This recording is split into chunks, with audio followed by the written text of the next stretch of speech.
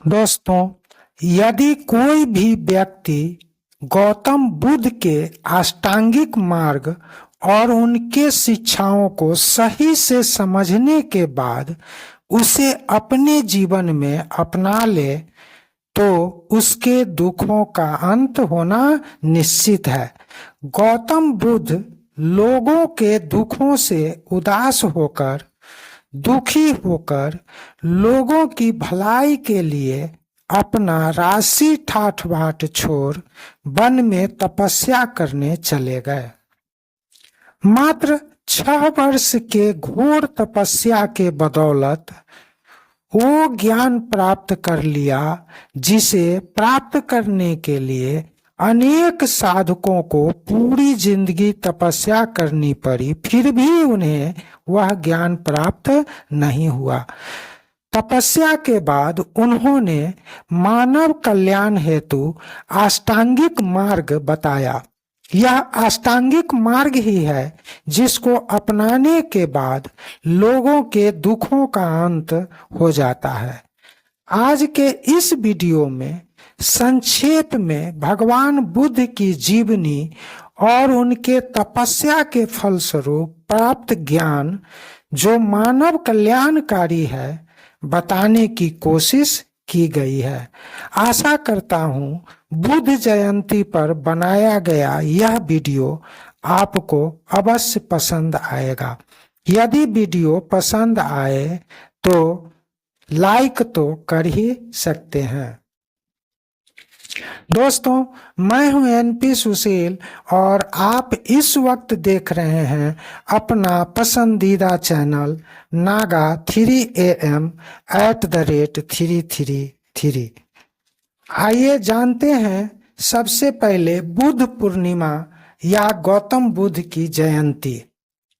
यह मुख्य रूप से बौद्ध त्योहार है जो भारत के अतिरिक्त दक्षिण एशिया, दक्षिण पूर्व एशिया और पूर्वी एशिया के अधिकांश भागों का सबसे महत्वपूर्ण त्योहार है।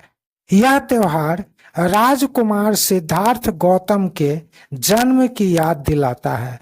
राजकुमार सिद्धार्थ ही बाद में गौतम बुद्ध के नाम से विख्यात हो गए।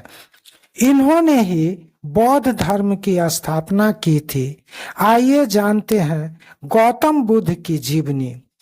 गौतम बुद्ध, जिनके बचपन का नाम सिद्धार्थ गौतम था, का जन्म ईसा पूर्व 563 अर्थात आज से 2588 वर्ष पूर्व नेपाल के लुम्बिनी में हुआ था। उनके पिता शाक्य वंश के राजा सुदोधन थे और उनकी माता महामाया थी। ज्ञान की खोज के लिए उन्होंने अपना शाही ठाठ बाट त्याग दिया और तपस्वी बन गए। बोध गया में बोधि वृक्ष के नीचे तपस्या करके ज्ञान प्राप्त किया और अपना पहला उपदेश सारनाथ में दिया। गौतम बुद्ध का पालन पोषण उनकी मौसी प्रजापति गौतमी ने किया, क्योंकि उनकी माता का देहांत उनके जन्म के कुछ ही दिनों बाद हो गया था। 29 वर्ष की आयु में उन्होंने अपना शाही जीवन त्याग दिया और तपस्वी बन गए। बोध गया में बोधि वृक्ष के नीचे 6 वर्ष तक ध्यान लगाकर ज्ञान की प्राप्ति की। 35 वर्ष की आयु में उन्हें ज्ञान की प्राप्ति हुई। इसके बाद उन्होंने अपना पहला उपदेश उत्तर प्रदेश के सारनाथ में दिया। उन्होंने बौद्ध धर्म की स्थापना की, जो मोक्ष, अहिंसा और सत्य पर आधारित है। खोज। तपस्या के दौरान उन्होंने जो ज्ञान प्राप्त की, उनमें प्रमुख था मनुष्य को दुख क्यों होता है, जीवन में क्या करे कि दुख हो ही नहीं, दुखों से मुक्ति के उपाय क्या है। उन्होंने लोगों को बताया कि त्याग, तपस्या और ध्यान के द्वारा मनुष्य सभी दुखों से मुक्ति पा सकता है और मोक्ष को प्राप्त कर सकता है। सत्य और अहिंसा। गौतम बुद्ध ने अपने प्रत्येक उपदेश में सत्य बोलने को महत्वपूर्ण बताया। उन्होंने सिखाया कि किसी भी जीव को नुकसान नहीं पहुंचाना चाहिए। ऐसा करने वालों को दुख तो मिलेगा ही और ऐसे व्यक्ति मोक्ष को नहीं प्राप्त कर सकेगा। उन्होंने जीव हत्या और जीव भक्षण करने वालों को बताया कि उनके दुखों का कारण यही है। कोई दूसरों की हत्या करके, उसका भक्षण करके स्वयं सुखी कैसे रह सकता है। उन्होंने अपने उपदेशों में यहाँ तक बताया कि किसी भी जीव जंतु या प्राणी को सताना, उन्हें अपने कर्मों से कष्ट देना भी हत्या के समान दुखदायी है। गौतम बुद्ध के अष्ट मार्ग उपदेश। गौतम बुद्ध ने 8 मार्ग का उपदेश दिया जो बौद्ध धर्म का मार्गदर्शक है। ये अष्ट मार्ग इस प्रकार हैं: सम्यक दृष्टि, सम्यक संकल्प, सम्यक वाणी, सम्यक कर्म, सम्यक आजीविका, सम्यक प्रयास, सम्यक स्मृति और सम्यक समाधि। आइए विस्तार से एक एक करके समझते हैं। सबसे पहले सम्यक दृष्टि को समझते हैं। सम्यक दृष्टि का मतलब होता है सही दृष्टिकोण। जीवन के सुख और दुख को समझने का सही तरीका ही सम्यक दृष्टि है। जीवन और दुनिया को बिना पूर्वाग्रह या भ्रम के, जैसा कि वह वास्तविक रूप से है, उसी दृष्टिकोण से देखना सम्यक दृष्टि कहलाता है। सम्यक दृष्टि बौद्ध धर्म और जैन धर्म दोनों की एक महत्वपूर्ण अवधारणा है। सुख और दुख के सही कारणों को उच्च स्तर से समझना और मोक्ष के मार्ग को बिना पूर्वाग्रह के पहचानना सम्यक दृष्टि है। सम्यक दृष्टि बौद्ध धर्म के अष्टांगिक मार्ग का पहला अंग है, जो निर्वाण की प्राप्ति का मार्ग भी है। सम्यक दृष्टि मनुष्य के आध्यात्मिक विकास का मूल मार्ग है, जिसे अनेक धर्मों से भी मान्यता प्राप्त है और प्रायः कई धर्म इसे मानते भी हैं। संक्षेप में, सम्यक दृष्टि एक ऐसा दृष्टिकोण है जो व्यक्ति को जीवन के दुख से मुक्ति का मार्ग बताता है। यह जीवन को सही ढंग से समझने, ज्ञान, सत्य, अहिंसा और विश्वास के साथ जीने का सही दृष्टिकोण है। दूसरा, सम्यक संकल्प। सम्यक संकल्प का अर्थ है व्यक्ति को ऐसा संकल्प लेना जो सही, उचित और जन कल्याणकारी हो, जो मन और आत्मा को शुद्ध करता हो और हमें सही दिशा में आगे बढ़ने में मदद करता हो। साथ ही सम्यक संकल्प का अर्थ यह भी है कि हम द्वेष, क्रोध, लोभ, ईर्ष्या, अहंकार, नफरत, मोह, दुष्टता जैसी अवगुणों से दूर रहकर सकारात्मक सोच, प्रेम, करुणा और सत्य के मार्ग पर चलें।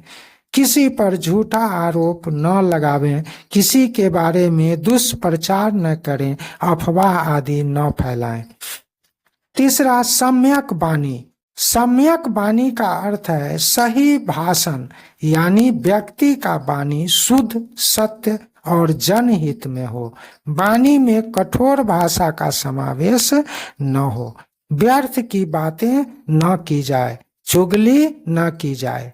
सम्यक वाणी से व्यक्ति को बहुत से फायदे होते हैं, और जैसे दुख कम होना, सद्भाव और समझ विकसित होना, सामाजिक संबंध मजबूत होना और आत्म सुधार विकसित होना।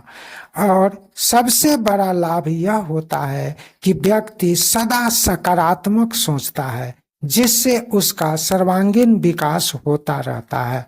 सम्यक वाणी का तात्पर्य यह भी है कि व्यक्ति का मन आपकी वाणी सुनकर प्रसन्न हो जाए, सामने वाला पूर्ण आश्वस्त हो जाए।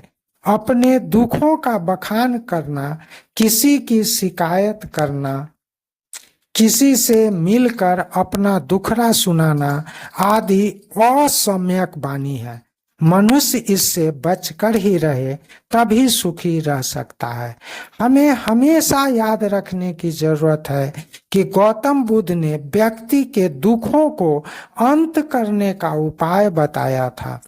यदि आप अपने समाज में आज भी गौर से देखें तो पाएंगे कि बहुतायत लोग अपने दुखों से दुखी नहीं है, बल्कि दूसरे के सुखी और अमन चैन से रहने से दुखी है।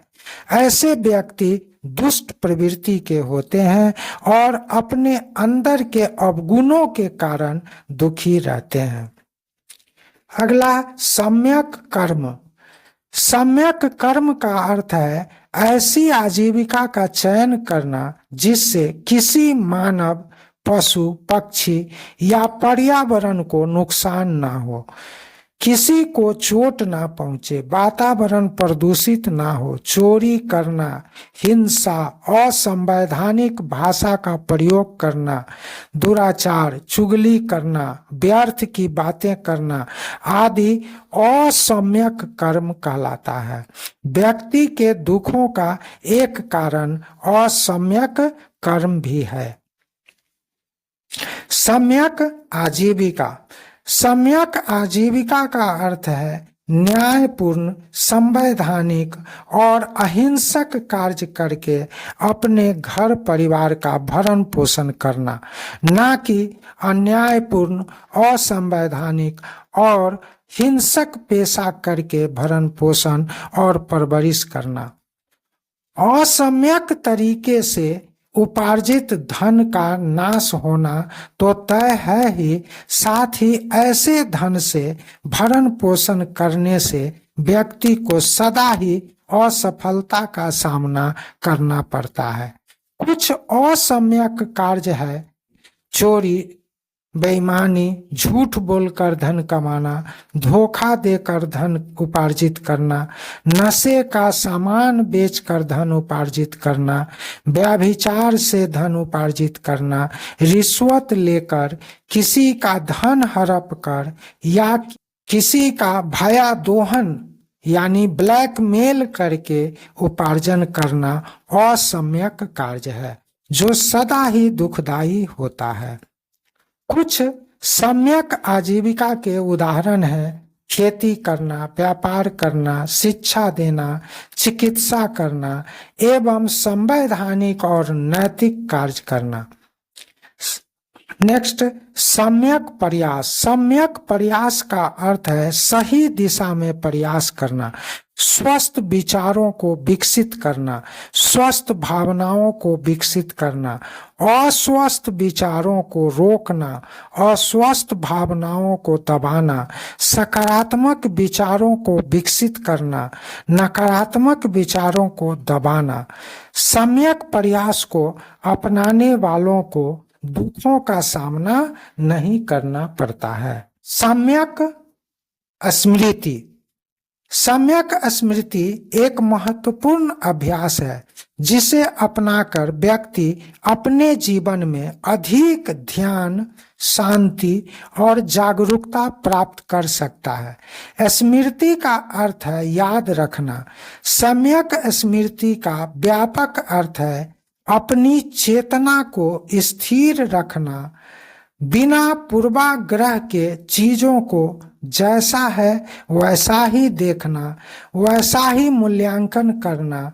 सम्यक स्मृति एक प्रकार का ध्यान है जो हमें अपने विचारों, संवेदनाओं और अपनी भावनाओं के प्रति जागरूक करता है, जिसके अभ्यस्त हो जाने पर मनुष्य को दुखों से मुक्ति मिलती है और जीने की राह स्पष्ट हो जाती है। अगला है सम्यक समाधि। सम्यक समाधि का अर्थ है सही ध्यान, जो मन की एकाग्रता प्राप्त करके ही संभव है। जब तक आपका मन शांत व एकाग्र नहीं है, ध्यान लगाना एक असफल प्रयास कहलाएगा। सम्यक समाधि का महत्व वे जरूर जानते हैं जो प्रतिदिन ध्यान यानी मेडिटेशन करते हैं। ध्यान क्या है? ध्यान मन की गहरी अवस्था है जिसमें मन स्थिर और केंद्रित रहता है, जिससे व्यक्ति को दुख और मोह से मुक्ति मिलती है। दोस्तों, अब जानते हैं गौतम बुद्ध की शिक्षाएं। गौतम बुद्ध की शिक्षाएं जीवन को बेहतर बनाने और दुखों से मुक्ति पाने के लिए मार्गदर्शिका है। उनके प्रमुख शिक्षाओं में अष्टांगिक मार्ग और 4 आर्य सत्य है जो बौद्ध धर्म की नींव है।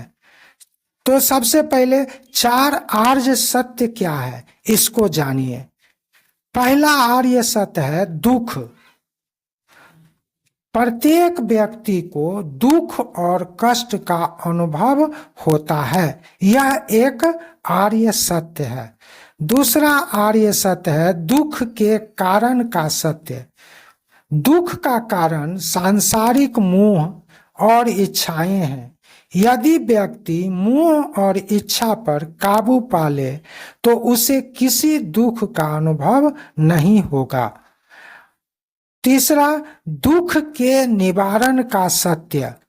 जीवन में अष्टांगिक मार्ग को अपनाकर दुखों का अंत किया जा सकता है, यह भी एक सत्य है।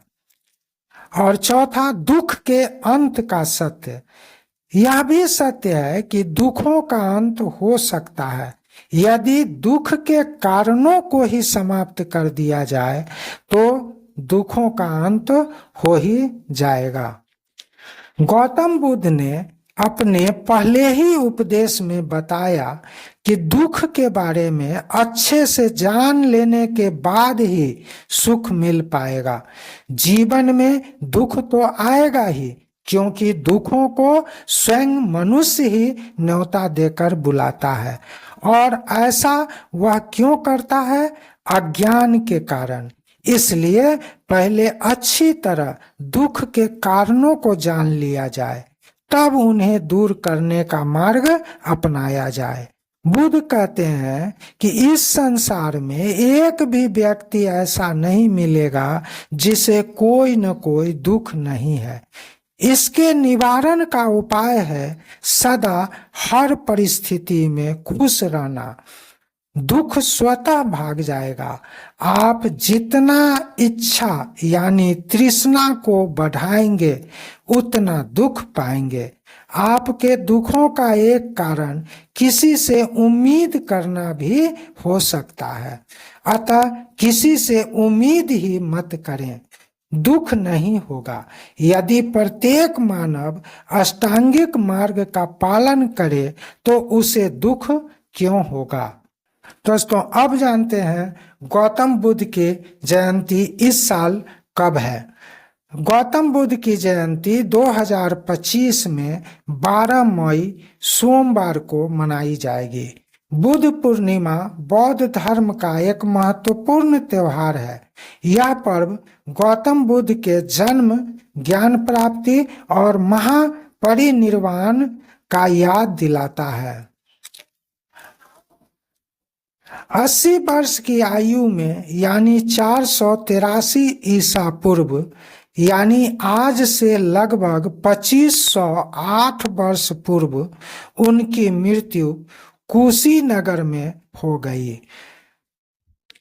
आज भगवान बुद्ध तो नहीं है, किंतु उनके बताए गए मार्ग पर चलने वाले विश्व के अनेक देशों में अवश्य पाए जाते हैं। बौद्ध धर्म को मानने वाले पूरी दुनिया में हैं।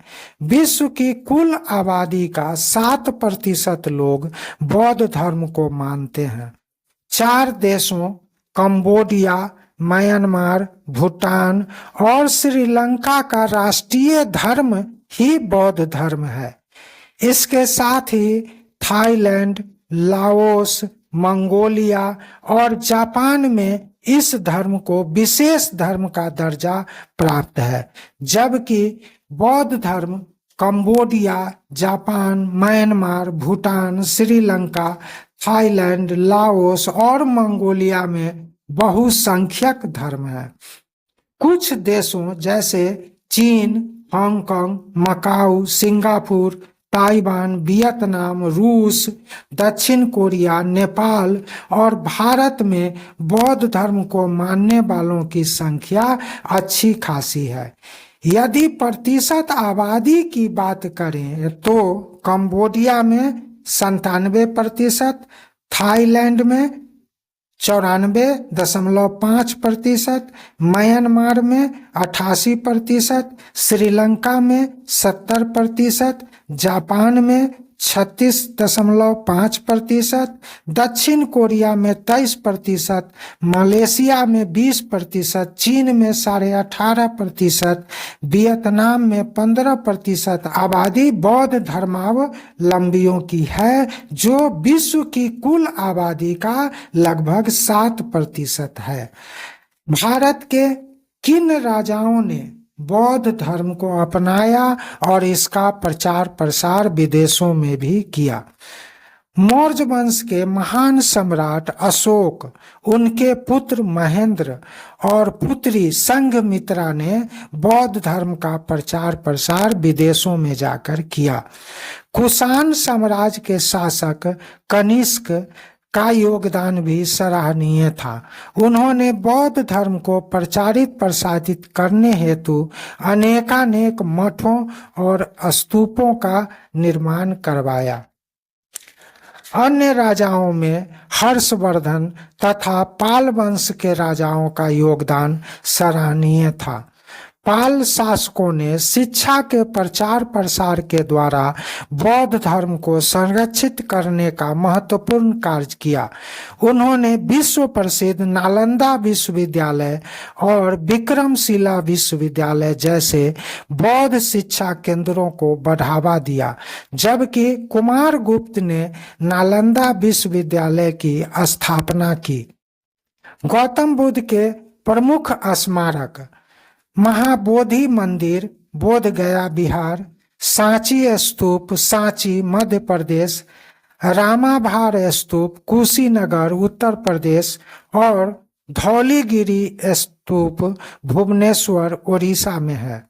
दोस्तों, गौतम बुद्ध के बारे में संपूर्ण जानकारी तो सैकड़ों वीडियो बनाकर भी नहीं दिया जा सकता है, किंतु संक्षेप में दी गई जानकारी आपको कैसी लगी कृपया कमेंट में जरूर लिखें।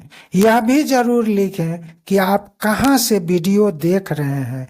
हो सके तो चैनल को सब्सक्राइब करके इस चैनल को ग्रो करने में अपना योगदान करें। ध्यान रहे कि इस चैनल को सब्सक्राइब करने का कोई शुल्क नहीं लगता है। अभी तक वीडियो देखने के लिए धन्यवाद। मिलता हूं अगले वीडियो में नई जानकारी के साथ। तब तक के लिए नमस्कार। जय हिंद, जय भारत।